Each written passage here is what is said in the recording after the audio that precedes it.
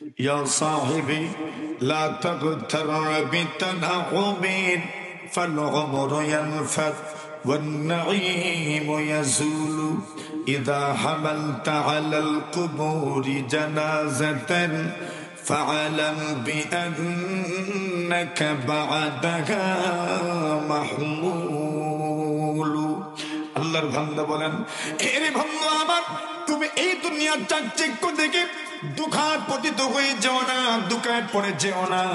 ফাল-উমরু ইয়ানফাদু ওয়ান-নাঈমু ইয়াজুলু, এই দুনিয়া একদিন শেষ হয়ে যাবে, ওই দুনিয়ার নিয়ামত যা আছে তা শেষ হয়ে যাবে।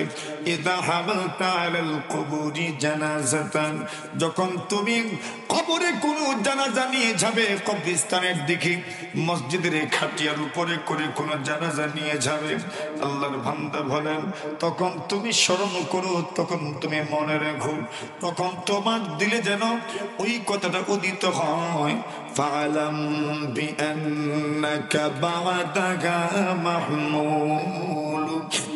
আল্লাহর বান্দা বলেন, আজকে যেভাবে একজন মানুষকে তুমি খাটিয়ার উপরে করে বহন করে কবরের দিকে নিয়ে যাচ্ছ, সেদিন বেশি দূরে নয়, আপনাকেও এমন ভাবে ওই খাটিয়ার উপরে উঠতে হবে, মানুষজন আপনাকে বহন করে নিয়ে যাবে।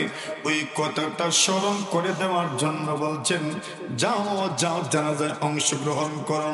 নবী বলছেন, এমনিতে বললে তো মানুষ যাবে না, এই জন্য জানাজায় অংশগ্রহণ করার সওয়াবের বর্ণনা রাসূল সাল্লাল্লাহু আলাইহি ওয়াসাল্লাম দিয়েছেন। রাসূল বলেন, কোন মানুষ যদি জানাজায় অংশগ্রহণ করেন, ফাইন্নাহু ইয়ারজিউ মিনাল আজরি বিকিরাত, রাসূল বলেন, শুধু জানাজায় অংশগ্রহণ করেছেন এক কিরাত সওয়াব আপনি পাবেন।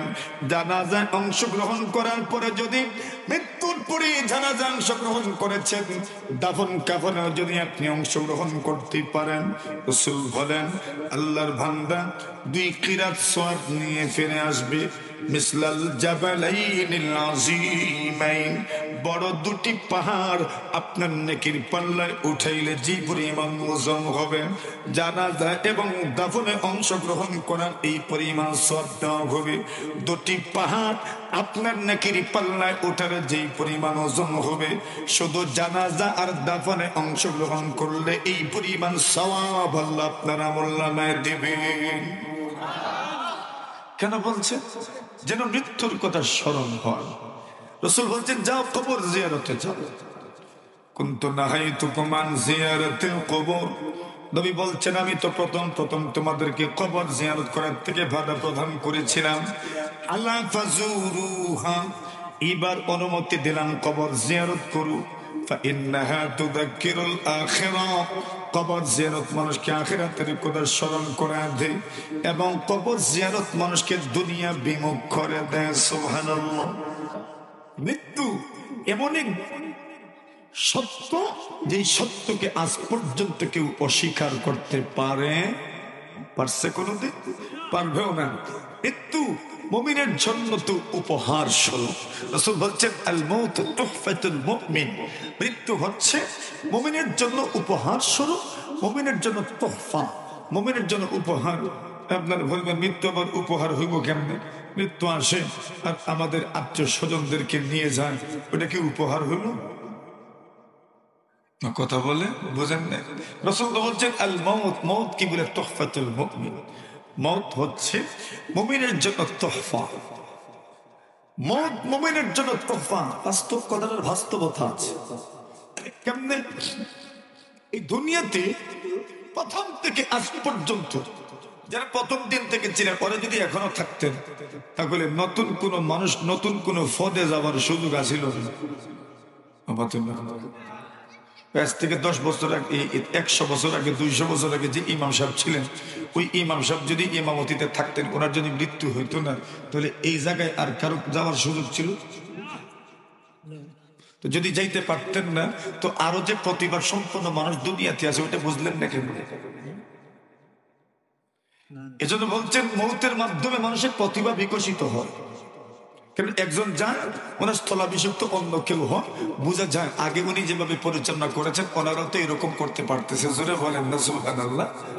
তাহলে মওত কি মুমিনের জন্য উপহার হইল না? মওত তো মুমিনের জন্য উপহার হইল, এটা একটা কথার কথা বললাম। তবে এই কথার বাস্তবতাকে আপনি কখনোই অস্বীকার করতে পারবেন না, কেননা একজন চলে যান আর বাকিরা ওনাদের স্থান দখল করে, এর মাধ্যমে ওনাদের যোগ্যতা ফুটে উঠে, ওনাদের প্রতিভা বিকশিত হয়, এটাই বা কম কিসে। সুতরাং মওত কোনোভাবেই আমাদের জন্য আযাব নয়, বরং মওত আমাদের জন্য রহমত। কথা বলেন। আরেকটা উদাহরণ দিই, কষ্ট দিচ্ছে আপনাদের। রাসূল আকরাম সাল্লাল্লাহু আলাইহি ওয়াসাল্লাম বলেন, হযরত আজরাইল আলাইহিস সালাতু ওয়াস সালাম ইব্রাহিম নবীর জান কবজ করার জন্য আসলেন। জান নেওয়ার যে একটা জিম্মাদারি, ওইটা আল্লাহ পাক আজরাইলকে দিয়েছেন। ওনার অধীনে আরো অনেক ফেরেশতারা আছেন যারা এই কাজ আঞ্জাম দেন। এখন যত ফেরেশতাই জান নেন না কেন, সকলেই মানুষের কয় আজরাইল। কি গো আজরাইল মাত্র একজনই, কয়জন? একজন। কিন্তু আজরাইল জান নেন, উনি হলেন এই মন্ত্রণালয়ের মন্ত্রী, আর ওনার অধীনে কাজ করার মতো আরো কর্মকর্তারা আছেন, ফেরেশতারা আছেন, ওনারাও জান কবজ করার জন্য আসেন। তবে বড়দের জান কবজ করার জন্য আজরাইল নিজে আসেন, যেমন নবীদের জান কবজ করার জন্য আজরাইল আসেন। হযরত আজরাইল আলাইহিস সালাতু ওয়াস সালাম ইব্রাহিম নবীর কাছে আসলেন জান কবজ করার জন্য।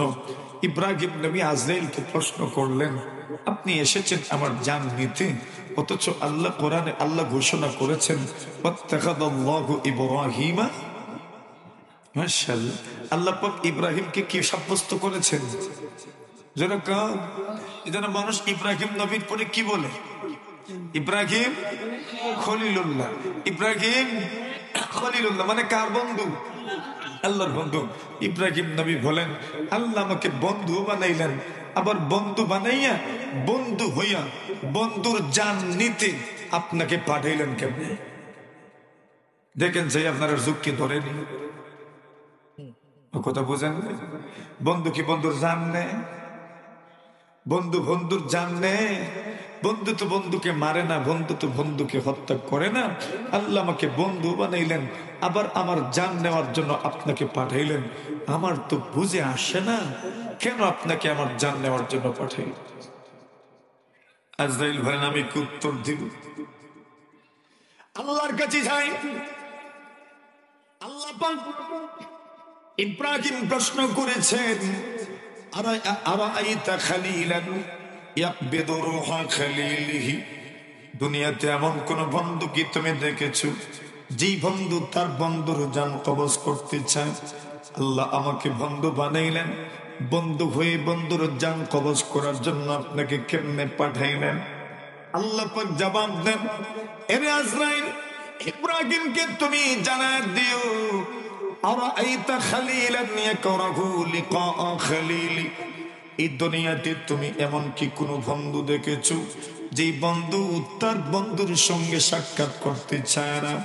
ইব্রাহিম আমার বন্ধু, ওই বন্ধু যদি আমার সঙ্গে সাক্ষাৎ করতে চায়, দুনিয়াতে থাকলে তো সাক্ষাৎ হবে না।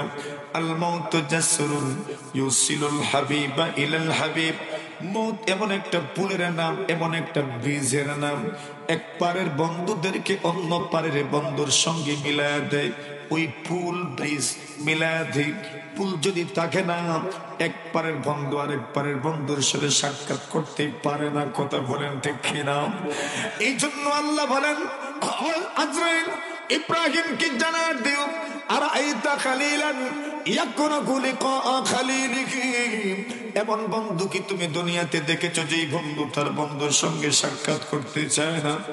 ইব্রাহিম রে, তুমি যদি আমার বন্ধু হও, আমি বন্ধু তোমাকে আমার সঙ্গে মোলাকাতের জন্য ডাকছি, চলে আসো। ইব্রাহিম নবী বলেন, আজরাইল আর তো দেরি করা যায় না, এই মুহূর্তে আমার জান কবজ করে নাও, আমি আমার রবের সাথে মোলাকাত আর সাক্ষাৎ করতে চাই। জোরে বলেন সুবহানাল্লাহ। আমার রবের সাথে আমি মোলাকাত করতে চাই, সাক্ষাৎ করতে চাই। এমন ভাবে মৌতের প্রস্তুতি কয়জনেরই আছে? সুবহানাল্লাহি ওয়া বিহামদিহি। কিন্তু উনি বলছেন, আমি আমার রবের সাথে সাক্ষাৎ করতে চাই। হযরত মুসা কালিমুল্লাহ আলাইহিস সালাতু ওয়াস সালাম, ওনার কাছে আজরাইল আলাইহিস সালাতু ওয়াস সালাম এসেছিলেন জান কবজ করার জন্য। মুসা আলাইহিস সালাতু ওয়াস সালাম বনি ইসরাইলকে নিয়ে অনেক রুট ম্যাপ উনি সামনে এনেছেন, কিভাবে এদের সংশোধনী করবেন, কিভাবে এদের ইসলাহ করবেন। ইসলাহিক প্রোগ্রাম উনি সুন্দর করে সাজিয়েছেন। বনি ইসরাইল কোন পথে এদের ইসলাহ হবে, কোন পথে এদের সংশোধনী হবে। এরা ময়দানে তিগের মধ্যে দীর্ঘদিন অবস্থান করেছে, আল্লাহর বিধিবিধান মানে নাই, আল্লাহর হুকুম আহকাম মানে নাই, একটার পর আরেকটা নিয়ামত আল্লাহর অবলোকন করেছেন। আল্লাহ তাআলা তাদেরকে পরীক্ষা করেছেন, একটার পর আরেকটা আযাব গজব দিয়ে আল্লাহ তাদেরকে পরীক্ষা করেছেন। এখন তাদের ইসলাহ করার একটা সুযোগ আছে, সুতরাং তাদের ইসলাহ করার জন্য ইসলাহিক প্রোগ্রাম সামনে আনছেন। উনি এইভাবেই সামনের দিকে এগোচ্ছেন, এমন সময় আজরাইল হাজির। সুবহানাল্লাহ। আচ্ছা কোন সেই দেখি, এমন সময় দেখেন না মানুষ যখন কোনো কাজ শুরু করে, আর এই সময় যদি কেউ ডিস্টার্ব দেয় রাগ উড়েনি, রাগ উঠেনি। দীর্ঘমেয়াদী পরিকল্পনা শুরু করেছেন, মাত্র আসছেন কে? আপনারা কে আসছেন? আজরাইল আসছেন। এখন আজরাইল কিসের জন্য আসেন? আর কোনো কাজ আছে ওনার? আর কোনো কাজ নেই। এমনিতে কোনো নিয়ামত নিয়েও আসেন না, আর কোনো জিম্মাদারি ওনার নেই। ওনার কাজই হইল কি করা? জান কবজ করা। মুসা নবী দেখেন আজরাইল হাজির, সালামত দিয়েছেন, বললেন কি সাহেব? আপনার জান নিতে এসেছে, প্রস্তুতি গ্রহণ করেন। সুবহানাল্লাহ। মুসা নবীর মাথায় কি খেলছে তখন? বনি ইসরাইলের ইসলাহি প্রোগ্রাম, বনি ইসরাইলকে কোন পথে সংশোধন করা যাবে, দীর্ঘমেয়াদী একটা পরিকল্পনা উনি সুন্দর করে সাজিয়েছেন। এমন সময় আজরাইল বলছেন আপনার জান নিতে চাই। মুসা নবী আঠাইয়া দুইজন একটা সুবহানাল্লাহ কইতে কিটা দিছেন, এমন ভাবে দিছেন হাদিস শরীফে আসে, রাসূল করিম সাল্লাল্লাহু আলাইহি ওয়াসাল্লাম বলেন ইব্রাহিম হযরত মুসা আলাইহিস সালাতু ওয়াসসালামের থাপ্পড়ের সাথে সাথে হযরত আজরাইলের চোখ কানা হয়ে গেছে। যারা বলে ফেরেশতার শক্তি বেশি না মানুষের শক্তি বেশি? আপনারা কার শক্তি বেশি? ফেরেশতার শক্তি বেশি। ফেরেশতার শক্তি বেশি, এরপরে মুসা নবী এমন ভাবে দিলেন থাপ্পড়, আজরাইলের দৃষ্টি শক্তি চলে গেল। কেমনে? বলছেন যে মখলুকের আকৃতি ধারণ করে ওই মখলুকের মধ্যে ওই সময় ওই মখলুকের সমান শক্তি থাকে, এর চাইতে বেশি থাকে না। সুবহানাল্লাহ। বুঝেন নাই? জিন্নাত মাঝে মাঝে সাপের আকৃতি ধারণ করে, ওই সাপকে প্রহার করতে করতে মানুষ মেরেও ফেলতে পারে। অথচ জিন্নাতের যে শক্তি আছে, তার শক্তি ওই শক্তি থাকলে আপনি জিন্নাতকে মারতে পারবেন না। সাপের আকৃতি যখন ধারণ করে তখন তার মধ্যে সাপের শক্তি থাকে। বিড়ালের আকৃতি যখন ধারণ করেন বিড়ালের শক্তি থাকে। পাখির আকৃতি যখন ধারণ করেন পাখির সমান শক্তি থাকে, এর চেয়ে বেশি শক্তি থাকে না। হযরত আজরাইল আকৃতি ধারণ করেছেন মানুষের, শক্তিও ওনার কাছে মানুষের। জোরে বলেন না সুবহানাল্লাহ। এই জন্য ওনার থাপ্পড় এমন বলে ওনার দৃষ্টি শক্তি চলে গেছে। হযরত আজরাইল চিন্তা করলেন এই বেচারা যেভাবে থাপ্পড় দিছে, এই বেচারার মৌতের কোনো ইচ্ছা নাই। আল্লাহর কাছে গেছেন আর বলছেন রব্বি আরসালতানি ইলা আবদিন লা ইউরিদুল মাউত, এমন এক লোকের কাছে আমাকে পাঠিয়েছেন ওই ব্যক্তির মরার কোনো ইচ্ছাই নাই। সুবহানাল্লাহ বলে এটা অভিযোগ, এই ব্যক্তি যে মরবো এটা কোনো ইচ্ছাই নাই, নতুবা আমারে মারতো কেন? কেন মারছেন এর ওয়াজহ মুহাদ্দিসিনে কেরাম সুন্দরভাবে বর্ণনা করেছেন। ইমাম বুখারী আলাইহির রাহমা এক অধ্যায় আনছেন কিতাবুল জানাইজের মধ্যে, বাবু মান আহাব্বা দাফন ইলাল আরদিল ফিল আরদিল মুকাদ্দাসা, কেউ যদি তার জীবদ্দশায় চায় কোনো এক জায়গায় দাফন হবে তো তার জীবদ্দশায় এমন কামনা সে করতে পারে। সুবহানাল্লাহ। কোন বরকতময় স্থানে কেউ দাফন হতে চায়, তার জীবনে এটা কামনা সে করতে পারে। আপনি মক্কায় দাফন হবেন, এই কামনা আপনি করতে পারেন। আপনি মদিনায় দাফন হবেন, সেই কামনা আপনি করতে পারেন। আপনি বাইতুল মাকদিসের পাশে দাফন হবেন, সেই কামনা আপনি করতে পারেন। আপনি মসজিদের পাশে দাফন হবেন, সেই কামনা আপনি করতে পারেন। বা বরকত জায়গায় আপনি দাফন হবেন, সেই কামনা আপনি করতে পারেন। সুবহানাল্লাহ জোরে বলেন। যে মানুষের জীবনে এমন কামনা থাকবে ওই মানুষ তো মৃত্যুকে অবশ্যই স্মরণ করবে। ওই লোকটা তার জীবদ্দশায় কোথায় দাফন হবে এটা নিয়েও চিন্তা করে, তো মৃত্যুকে তো অবশ্যই সে স্মরণ করবে। বলছেন শুধু মৃত্যুকে, শুধু দাফন কোথায় হবে ওইটাকে পছন্দ নয়, কেউ তার জীবদ্দশায় তার কাফনের ব্যবস্থাও করতে পারে। সুবহানাল্লাহ বলেন, করেননি কেউ? কেউ তো জীবদ্দশায় করে না। কত কিছুর জন্যই মানুষ কাপড়, আপনার নতুন নতুন কাপড় বানায়, মাশাআল্লাহ, আপনার বিভিন্ন অনুষ্ঠানের জন্য কাপড় বানায়, কিন্তু জীবনের শেষ শেষ কাপড় হবে এজন্য কি কখনো কাপড় বানাইছে? কথা বলে শেষ সফরে আপনি পরবেন, পরিধান করবেন, এমন কাপড় কি আপনি তৈরি করেছেন? তৈরি করেন নাই। এক সাহাবী নবী আকরাম সাল্লাল্লাহু আলাইহি ওয়াসাল্লাম একদিন সুন্দর একটা জামা গায়ে দিয়েছেন। কষ্ট দিয়েছে আপনাদের? সুন্দর একটা জামা রাসূলুল্লাহ গায়ে দিয়েছেন। এত সুন্দর জামা, নবীজির ওই জামার প্রয়োজনও ছিল, আর ওই জামা রাসূল গায়ে দিয়েছেন। এক সাহাবী দূর থেকে দেখেছেন নবীজির গায়ে অত্যন্ত চমৎকার একটি জামা দেখা যাচ্ছে। উনি বলছেন, ইয়া রাসূলুল্লাহ, আপনি ওই জামাটা আমাকে দিয়ে দেন। সুবহানাল্লাহ বলেন। সাহাবায়ে কেরাম বলেন, কি করলি রে তুই, সর্বনাশ করলি। নবীজি এই জামাটা গায়ে দিছেন, তুমি দেখছো নবীজির প্রয়োজন আছে, নবীজির হাজত আছে, আর তুমি তো জানো ইন্নাহু লা ইয়ারুদ্দুস সাইলা, নবীজি তো কোনো প্রার্থীকে ফেরত দেন না। সুবহানাল্লাহ। কেউ কিছু চাইবে নবীর কাছে আর নবী ফিরিয়ে দিবেন তা হতেই পারে না। নবী তো কাউকে ফিরিয়ে দেন না। তুমি কেন নবীর কাছে চাইলে? নবীজির জরুরত, নবীজির প্রয়োজন, নবীজির হাজাত, আর তুমি নবীর কাছে চেয়ে ফেললে, অথচ তুমি জানো নবী কাউকে ফিরিয়ে দেন না। নবীজি তাকে দিয়ে দিলেন। সুবহানাল্লাহ। উনি এখন সাহাবায়ে কেরামদেরকে জবাব দিচ্ছেন, আরে আমি তো ওটা দুনিয়াতে পরিধান করার জন্য চাই নাই, আমি তো ওইটা রাসূলের কাছ থেকে চেয়ে নিয়েছি যেন ওইটা আমার কাফন হয়। সুবহানাল্লাহ জোরে বল। আমার যেন কাফন হয়, এই জন্য আমি রাসূলের কাছ থেকে চেয়ে নিয়েছি। চিন্তা তো করে দেখেন ওই লোকটার চিন্তা কোন জায়গায়, তার কাফনের কাপড় সে প্রস্তুত করছে। নবীজির গায়ে যেই পোশাকটা লেগেছে, যেই পোশাকে নবীজির ছোঁয়া আছে, যেই পোশাকে নবীর স্পর্শ আছে, যেই পোশাকে নবী আলাইহিস সালাতু ওয়াসসালামের শরীরের সাথে ওই পোশাক লেগেছে, ওই পোশাকের মধ্যে বরকত যে আছে এখানে তো কোনো সন্দেহের অবকাশ নাই। ওই সাহাবী বলছেন, আমি চাচ্ছিলাম আমার জীবনের শেষ সফরে যেন নবীজির গায়ে লাগানো একটা জামা হয়, এই জন্য আমি নবীজির কাছ থেকে চেয়ে নিয়েছি। তো সাহাবায়ে কেরামদের মধ্যে কেউ তো ছিলেন যারা তাদের জীবদ্দশায় কাফনেরও প্রস্তুতি নিয়েছেন। হযরত মুসা কালিমুল্লাহ আলাইহিস সালাতু ওয়াসসালাম যখন এই কাণ্ড ঘটিয়েছেন, আজরাইল আল্লাহর কাছে গেলেন আর বললেন, এমন এক বান্দার কাছে প্রেরণ করেছেন লা ইউরিদুল মাউত, তার তো মৃত্যুর কোনো ইচ্ছাই নাই। আল্লাহ বলেন, তো যাও না তার কাছে, আর গিয়ে বলো সে যেন তার হাতখানা একটা ষাঁড়ের গায়ে রাখে। ওই ষাঁড়ের গায়ে হাত রাখার পরে তার হাতের নিচে যতগুলো পশম আসবে এই পরিমাণ হায়াত, অর্থাৎ প্রতিটি পশমের বিনিময়ে 1 বছর করে আমি তার হায়াত বৃদ্ধি করে দিব। কত বছর হিসাব আছে? গরুর গায়ে হাত রাখলে আপনার হাতের নিচে কতটা পশম আসবে হিসাব করতে পারবেন? প্রতিটি পশমের বিনিময়ে কত বছর? 1 বছর। এখন প্রতিটি পশমের বিনিময়ে 1 বছর যদি হায়াত বাড়ে, তো হায়াত কি কম? মানে বেহিসাব হায়াত আল্লাহ দিবেন। আল্লাহর নবী মুসা বলেন, ইয়া রাব্বি সুম্মা মাযা, ওগো আল্লাহ তাআলা, এরপরে কি? আল্লাহর হাবিব সাল্লাল্লাহু আলাইহি ওয়াসাল্লাম বলেন, আল্লাহ পাক জবাব দিলেন, মুসা রে, সুম্মাল মাউত, এরপরে আবার মৃত্যু।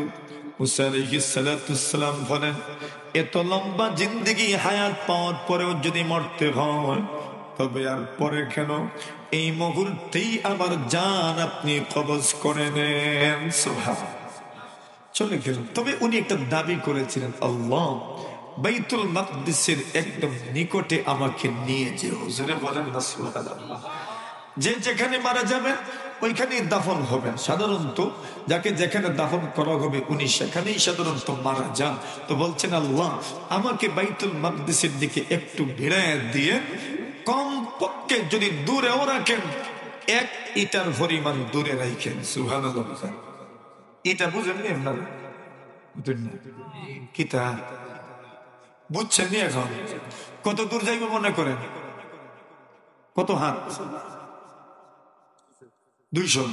এটা ধরেন 200 হাত, 300, 400 যতই ধরেন। বলছেন আল্লাহ রহমিয়াতাম বিহাজার, পাথর দিয়ে ঢিল মারলে যতদূর পর্যন্ত যাবে এর চেয়ে বেশি দূরে আমাকে নিয়েন না, আমাকে বাইতুল মাকদিসের এতটুকু নিকটে রাখিয়েন। সুবহানাল্লাহ। মানে উনি কোথায় দাফন হবেন সেটাও আল্লাহর কাছে ওনার পছন্দের বিষয়টা তুলে ধরেছেন। আল্লাহু আকবার। তাহলে যেই কথাটা বলতে চাচ্ছিলাম যে মৌতের সময় যখন আসবে তখন মানুষকে মৃত্যুবরণ করতে হবে।